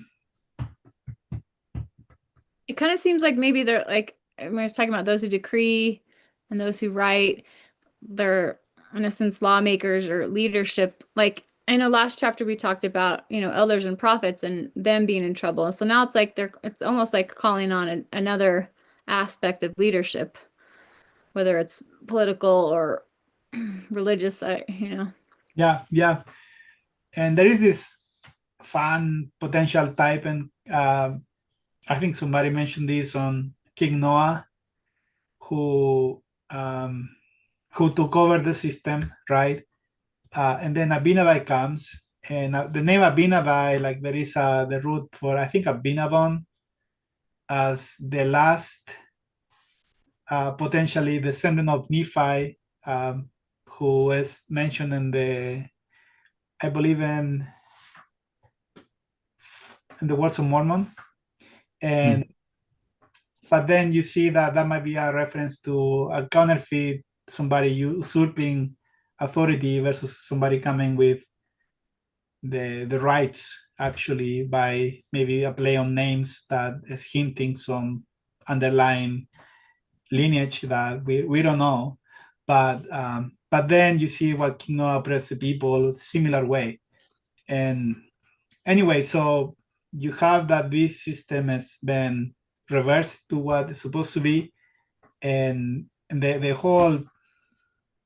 whole conclusion is that the widows, the fatherless, have been spoiled and plundered from their right, and there is an inherent right by those who are trying to progress spiritually.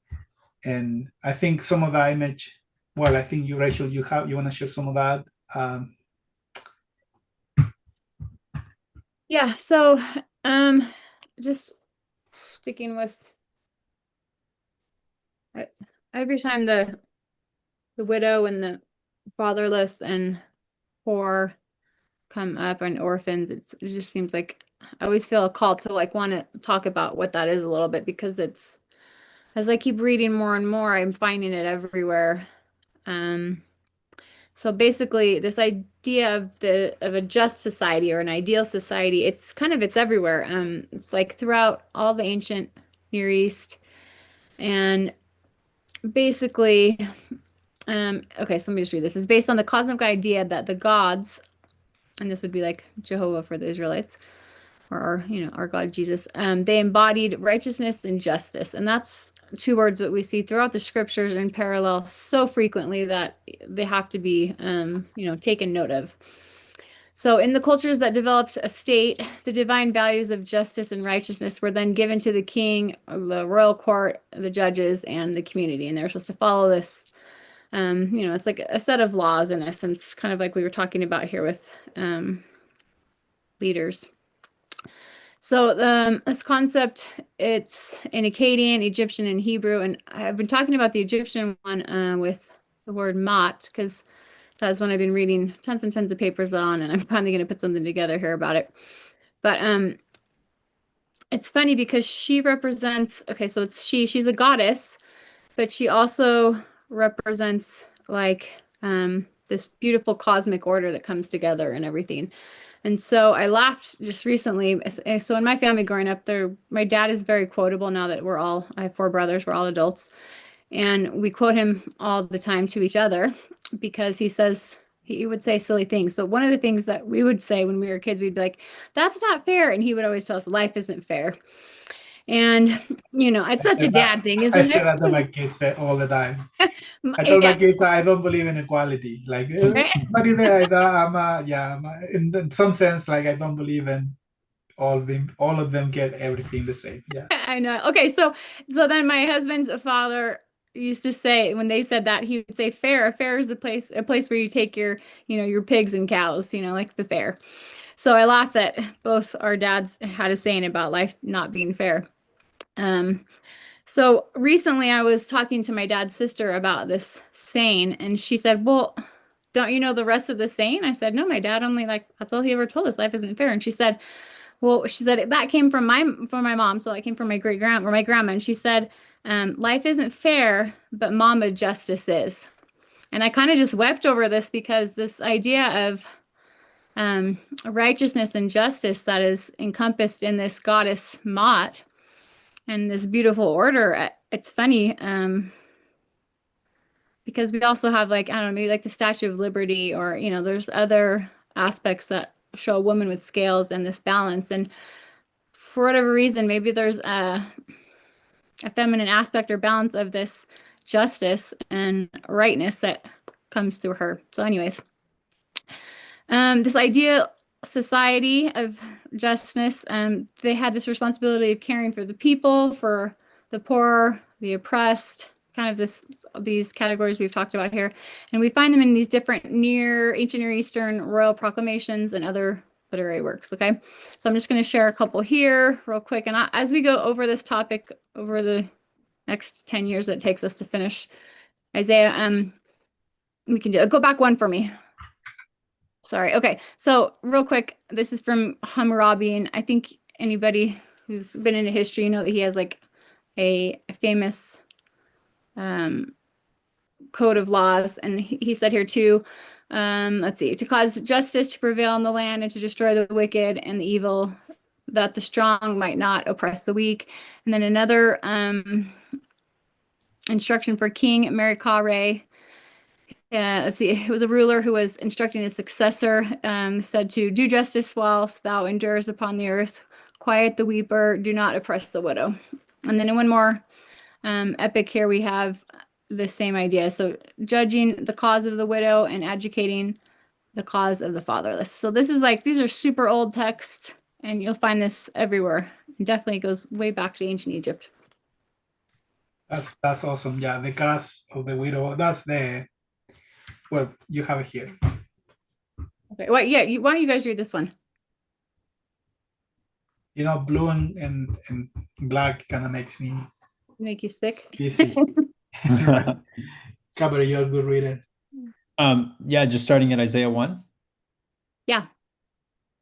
So Isaiah 1:17, learn to do right, seek justice, correct the oppressor, defend the fatherless, and plead the case of the widow. 23, they do not defend the fatherless, and plea of the widow. The plea of the widow never comes before them. D&C 12, keep my commandments and seek to bring forth and establish the cause of Zion. Behold, I speak unto you, and also to all those who have desires to bring forth and establish this work. And no one can assist in this work except he shall be humble and full of love, having faith, hope, and charity, being temperate in all things, whatsoever shall be entrusted to his care. Okay, pause there. So what I want to do, and we've talked about this before with you guys, but is just drawing this parallel idea that the cause or the case of the widow and to plea for it also is in parallel to the idea of Zion being the widow. Oh, that's interesting. Let me throw in another verse here for Do it. consideration in the Doctrine and Covenants. This is section 49. And if you've read Approaching Zion by Nibley, then you'll recognize this as something that he quotes often. If you haven't, then I recommend it.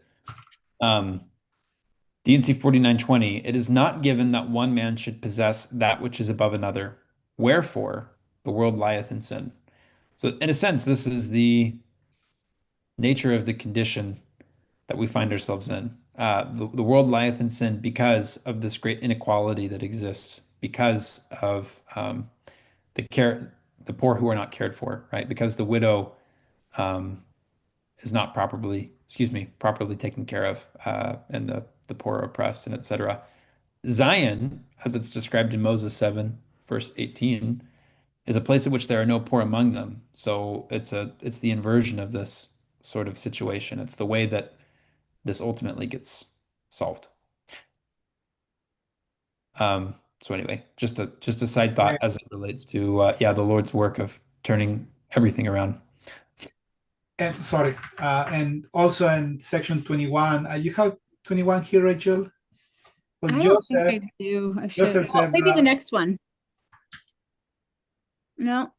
Yeah. Well, so in section 21, verse 7, for thus said the Lord to Joseph, him have I inspired to move the cause of Zion, and mighty power for good, and his diligence I know, and his prayers I have heard. Yea, his weeping for Zion I have seen, and I will cause that he shall mourn for her no longer. So you have those who are mourning for Zion, who have care for the cause of Zion. In this case, it's Joseph, while other people, in some sense, we have forgotten about Zion, which is portrayed as a widow, because then in Isaiah 54, the Lord mentioned that I will take away to Zion the reproach of thy widowhood, and the Lord then marries Zion. But until that happens, right, Zion is portrayed as a widow that we are not taking care of. There's this hymn that's not in our hymn book called "Rise Up, O Men of God." Stand by, let me get you the lyrics. You need to sing them. Let's see. Oh, maybe this is in our hymn book. Oh, except the verse that I'm looking for is not in our hymn book. Stand by. Stand by 1 second. Are you doing that? So obviously the widow represents and can be, any widow. My mother-in-law is a widow, so I always feel very aware of that, and other women too. But just on another level, it can represent Zion in her state of, before she is gathered.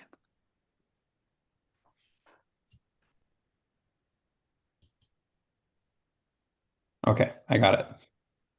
I think I accidentally clicked on a link that downloaded something onto my computer, Oh, so no. I was making sure that I wasn't about to create an issue there. Rise up, O men of God, the church for you doth wait, her strength unequal to the task.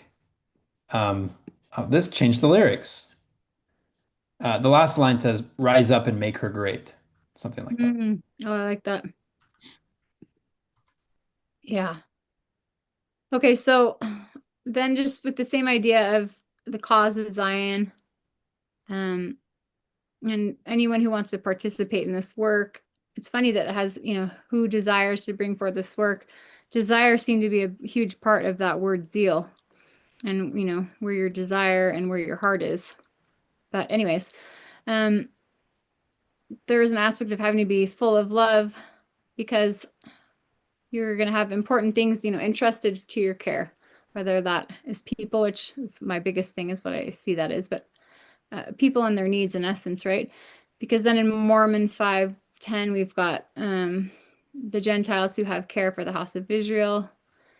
And then just in a parallel idea of nourishing and caring for people and ourselves. And it's just that idea that it's like a tree that has to be, or tree, or the word, or the seed that's planted in your heart, right? It has to be nourished and given great care so that it will take root, to grow up and bring forth fruit. And that idea of bringing forth fruit, I just was tying that to D&C 84, because there is this aspect of being under condemnation for not remembering the new covenant, the Book of Mormon, and what covenant that represents. Rodolfo, you'd mentioned forever ago about that being the ketubah, or the covenant of marriage for Israel. And the former commandments that we have to say and do them, and then we can bring forth fruit that's meet for the Father's kingdom. Otherwise, there's this judgment to be poured out upon the children of Zion. So, which is what was happening right after, right? That's the day of visitation. Yes. So yes, we're gonna get there. Okay. So one more just about the fatherless. Cameron had mentioned in 117 about defend the fatherless. And then in Jeremiah, we have, I am a father to Israel, is the Lord speaking, and Ephraim is my firstborn. And then you guys want to talk about the firstborn in relation to what his role is to the family and why that matters? But to be a savior, technically, to his people, following the pattern of Christ. He's the firstborn, section 93. And yeah, so then you get double portion of inheritance, so you can take care of your mother in the absence of the father. And then if you look at the double portion too, is in the book of Joshua, chapter 14, Ephraim and Manasseh, right? They claim their whole inheritance, and the Lord Joshua give them the whole mountain. And anyway, so we have given so much, and we have given double portion.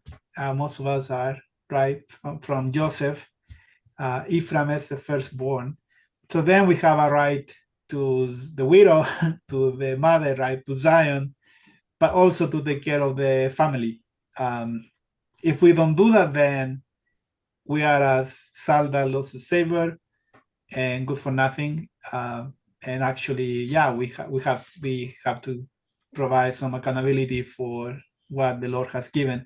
And that's why Ephraim is portrayed in Isaiah 28 of this person who have taken advantage, right? The drunkards of Ephraim, and abuse of the birthright rather than use it to actually as it was intended. And the birthright, I feel like it comes with, I mean, there's different ways of explaining it, but I feel like responsibility is kind of a huge aspect of it. It's a responsibility to take care of the family. And maybe that's what is, being missed in a Isaiah kind of context here.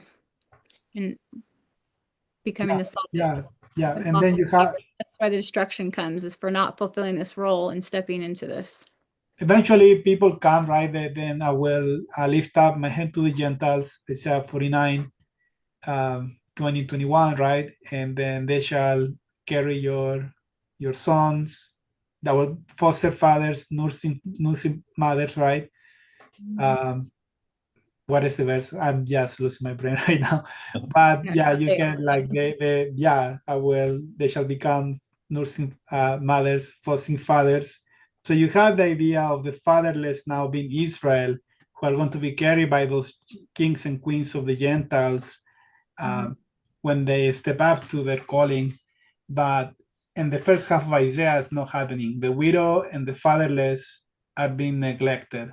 So the Lord's gonna wake them up so they can remember their responsibility. Okay, and then real quick, Joseph Egypt is a beautiful type of this, and this actually comes from an Egyptian text here. The protest of the eloquent peasant, and let's see. So it recounts the story of a peasant who was traveling on a journey to Egypt when he was beaten and robbed. In his plea for aid from the Pharaoh, the peasant addresses the royal steward, which is perfect, right? And he addresses him as the father of the orphan, the husband of the widow, the brother of the divorcee, and the apron to him that is motherless. And I just thought that it's like, in that one person, he provides all these things to each aspect of this, of God's family. And I just thought it was so perfect. It's worth noting, you may have mentioned this as well, and maybe I missed it because I was looking at something else, but DNC 86, the priesthood that's being referenced here it's talking about a lineage through which it's the heritage. preserved. The heritage. And of course, this has Ephraimite undertones, birthright undertones. To be the savior to the house of Israel, as Rodolfo said, is to have the responsibility of the firstborn. Yeah, So there are other layers to it as well, of course, but yeah, that's the patriarchal order of the priesthood too. So, and Adam said that, right? That the same priesthood that was at the beginning shall be at the end also. So that's the patriarchal order coming back. But so we have the day of visitation that's mentioned then. So maybe just a quick recap here. So because of that injustice condition that we haven't take care of the widow, the fatherless, then what will you do in the day of visitation and in the desolation that comes from afar? And again, afar here is going to be the north where the Assyrians are coming. But this is a good question. What are we going to do during that day of visitation? To whom will you flee for help? And where will you leave your glory? And glory is actually the word for something you're proud of as possession. So all the things that we have and our material things and our devices or our cars, whatever it is, right? Those are going to be absolutely worthless during this time. And anyway, so the day of visitation appears all over the scriptures. Jeremiah mentioned it, the day of visitation upon Babylon. This is the context of Babylon. And from 46 to 50, that's an unit for the book of Jeremiah. Then we have in Hosea also, the days of visitation are come. the days of recompense are come, and Israel shall know it.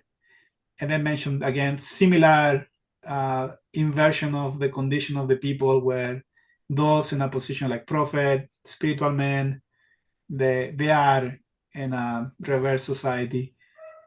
Mike also mentioned that the same idea of the man is like briar, and everybody who is in a position of authority here becomes fuel for the fire, but that's tied to the day of visitation. And the Lord is going to remove all of these structures. That's some of the what it's trying to say, like whole Babylon is going to be thrown down. But then also comes with the scourge, and that's the Assyrian, that's the army and the destruction that is coming. So this is Mormon 8, which is more cosmological, right? Behold, evil even the day of your visitation. Behold, when the Lord shall come, even that great day, when the earth shall be rolled together as a scroll, and the elements shall melt with fervent heat.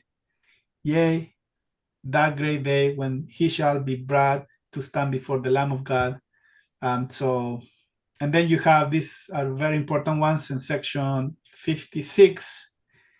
The Lord mentioned my anger, because again, the Assyrian is his anger. My anger is kindled against the rebellious, and they shall know my arm. Again, this is another court name, one of the two arms of the Lord, and my indignation, and the day of visitation, and of wrath upon the nations. And then in section 124, and that I might visit them in the day of visitation, when I shall unveil my face, my covering, to appoint the portion of the oppressor among the hypocrites. And this is very important, where the gnashing of teeth, that's linked to section 86 at the end of Joseph Smith Matthew 24, that again, those who are put in a position appointed by God, or even the watchmen, they are going to be the ones who are suffering this gnashing of teeth. If they reject my servants and my testimony, which I reveal unto them. So you see, if you compare this with Isaiah, we have Isaiah coming into Ahaz, and Isaiah technically has been rejected by a lot of the people. And then again, he offers them the waters of Siloam. People reject that, so then they're going to receive the mighty river of the king of Assyria, which is going to overflow everything. So you have that after this rejection of the servants that the Lord is going to send to warn the people because of their condition, then is when this visitation comes. So this is very important too, because the next verse in section 124, there is this question similar to the question that Isaiah is asking. For the day of my visitation cometh speedily, in an hour when ye think not of. Where shall it be? Where shall be the safety of my people, and the refuge of those who shall be left of them? So, yeah, what is the answer to that, right? The Lord doesn't answer that in section 124. But if you look back, then there is a place of refuge. Isaiah 4, right? It's a place of safety and refuge from the storm, from rain. Isaiah 26, go into thy chambers. So there is going to be places of refuge until my indignation shall overpass. Isaiah 32, there is a man shall be as a hiding place. This as Hezekiah, or the end time Davidic figure, from the wind, from the cover, from the tempest, from the rivers of waters in a dry place, as a shadow of a great rock in a weary land. Then also in section 115, we have that arise and shine forth, that thy light might be a standard for the nations, that the gathering together upon the land of Zion, upon her stakes, might be for a defense and for a refuge from the storm and from wrath, when it shall be put out without mixture upon the whole earth. So in one sense, we have this putting out of his wrath coming upon everyone, but then also we know that the Lord has promised to the righteous, to his people, that will be a place for refuge, for defense, and so forth. Without mixture, is that like it's not diluted? Like it's What does it mean for you, right? Like what do you guys think? Mixture. well, I always think of like when the wine is diluted with water. So it's like if it would be without mixture, it would be like, in its purest form, maybe. Pure. Yeah. It's undeterred in its purpose. It's like to the point, Now Yeah. we're getting close, but Cameron, we talk about this, but what do you make of the stakes? Like it means like I can go to a stake building and find refuge there. Right. So the whole really vision for the restoration of Zion, as we talked about, is building up cities unto the Lord, cities of refuge. And really, this in context of the big picture makes sense why this is what's going on. The prophecies of Isaiah are all about the restoration of the house of Israel. Um, if we just take that at face value, if we kind of like cover up, like we're doing the eye test, and we cover up kind of what we know about the church for just a minute and just look at these prophecies here, what this is talking about is Israel will be reconstituted as a people, as a nation, that they'll rebuild cities unto the Lord. In the ancient worldview, every nation was seen as having its own patron deity. So we read in Deuteronomy 32, the oldest manuscripts point to this idea that when the Lord scatters the people at the Tower of Babel, that the boundaries are drawn according to the number of the sons of God in heaven, many of whom are, of course, working against the Lord's purposes. And it says, the Lord's people, his portion is Jacob. It's the house of Israel. And so moving forward, the whole idea is from then on out, we talk about the Abrahamic covenant, which is all about the three P's. It's your posterity, which is your house, your family. It's the priesthood, which is the order and the God that you serve and the name that's been invested in you. And it's the promised land of inheritance. And really, what this is all about is dominion. It's a place where the Lord's will can be done on earth within a sort of covenantal boundary. And so it's an integrated system. It's more than just a single building here or there, but it's in fact all of the different jobs that go into providing for people the way any city works. Except the idea is covenant cities should be all consecrated to the Lord's purposes. The reason the scattering of Israel is such a big deal is because these places, these covenant places that are dedicated to the Lord, disappear. And the point the Lord is making is that in the last days, these are going to be reformed and they will become arks before the flood, as it were, of the last days. They will become places of safety into which you can gather. It's almost like you get a running start into the millennium, right? So as Babylon is falling all around you, that there is a independent sort of system that's been set up to persist through that. And because it's been set up, it provides a place for people to go when the world is falling apart. So I don't know if you want me to say any more on that, but that's the idea. Well, we have a lot to talk about Stakes of Zion, Yeah, cities of Zion. yeah, Yeah, yeah. There's a yeah, question they're the about cities of Zion. Gentiles on the chat. Maybe you guys want to address. Well, yeah. So I saw that. So who are the Gentiles in Isaiah 49? So Ephraim, and so the blessing to Ephraim in Genesis 48 verse 19 was to become a multitude of nations, but the Hebrew actually is Melo Hagoim, which means that his blessing was to become the fullness of the Gentiles. That's kind of how the Hebrew renders. So technically, Ephraim mixed with the nations. That's in Hosea 8 verse 7. And then so then the church was restored among Gentiles who are part of Ephraimites. That's why Cameron quoted section 86, that because we are heirs, lawful heirs actually, we have a right to the priesthood. And it was not random that the Gentiles all of the sudden received the gospel. Actually, it's because of their lineage being part of Ephraimites mixed with the Gentiles. But eventually those kings and queens are going to be among those Ephraimites who are going to, probably another mix too, but those who are going to raise up to a spiritual level of a king and a queen who can be a proxy savior or like a firstborn and play a role of helping the people of the house of Israel. So I think we are good for today. There was a couple of more comments. Let's see. Somebody mentioned Almana. Yeah, Almana means like Alma, right? It's come from the root, means young woman. Doesn't necessarily mean virgin, by the way, but and I had a thought too what Cameron was talking what you said, Cameron. I totally forgot. About covenant land, Uh, maybe patron deities, and Deuteronomy, and the stakes of Zion, and premillennial cities, and yeah, we'll come back. Ark. Was it about the flood, the idea of the last days, Babylon's falling? I'm trying to say all the things that I said. No, that's great. That's Okay. great. I think we have let's keep this for next week because there is so much imagery and we don't want you go to bed with nightmares actually. So let's keep on these verses for next week on the king of Assyria. But any closing remarks? I think that was great.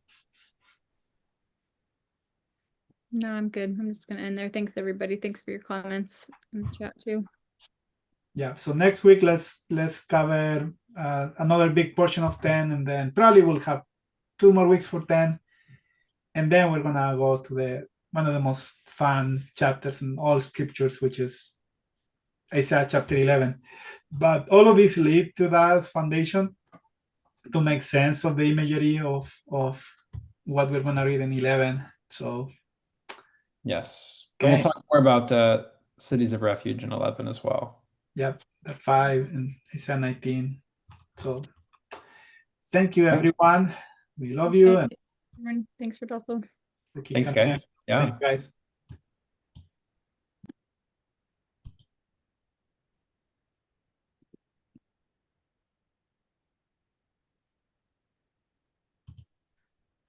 All right. Okay.